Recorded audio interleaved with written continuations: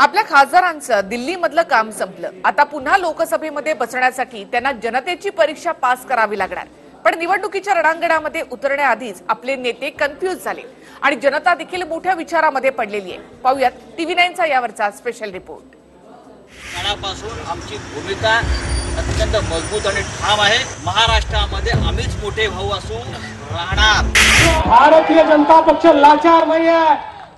हो, आम्हाला युती हवी आहे, पण एक गोष्ट लक्षात ठेवा, केवळ या देशाच्या कल्याणाकरता हवी आहे।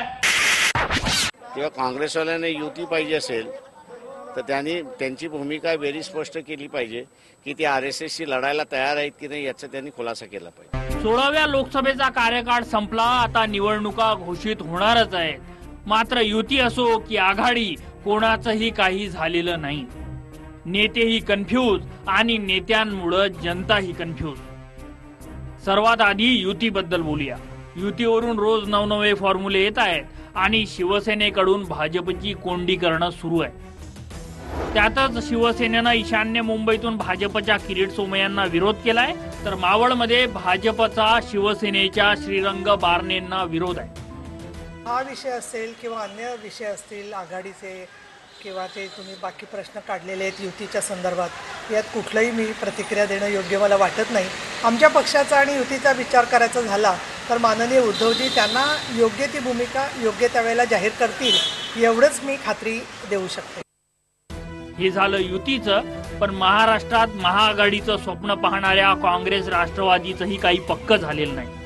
आणि त्याचं कारण आहे सोबत येणाऱ्या मित्र पक्षांचे इशारे आणि दबाव तंत्र। कारण प्रकाश आंबेडकरांनी 6 ठिकाणी उमेदवार घोषित केले। आंबेडकरांनी काँग्रेस राष्ट्रवादीकडे 12 जागांची मागणी केली आहे, तर तिकडे राजू शेट्टींनी महाआघाडीला 7 दिवसांचा अल्टिमेटम दिला।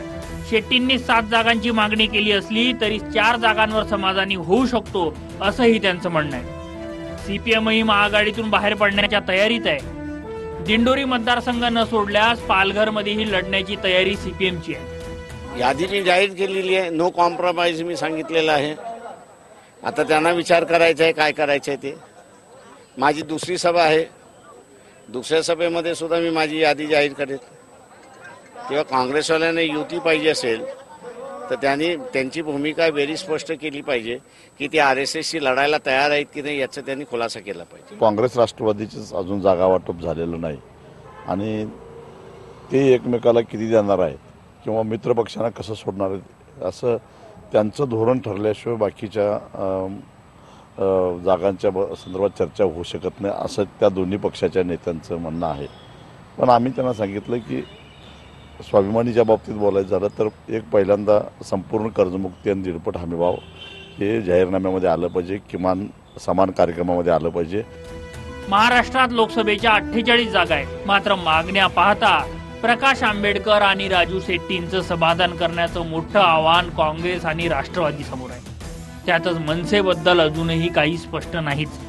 हे सर्व पक्ष CPI, CPIM, परत समाजवादी पक्ष, बहुजन वंचित आघाडीच्या डॉक्टर प्रकाश आंबेडकरांशी अशोकराव चव्हाण आणि त्यांचे काही सहकारी बोलत आहेत, किंवा राजू शेट्टी, ह्या सगळ्यांना भाजपचा पराभव करण्यासाठी, शिवसेनेचा पराभव करण्यासाठी केंद्रात आणि राज्यात सर्वांची सहमती करण्याचा आमचा प्रयत्न आहे। लोकसभेचा कार्यकाळ संपला, आता नव्या लढाईची सुरुवात होणारच आहे, पण त्याआधी आपापल्या सैनिकांमध्येच एकमत होत नाही।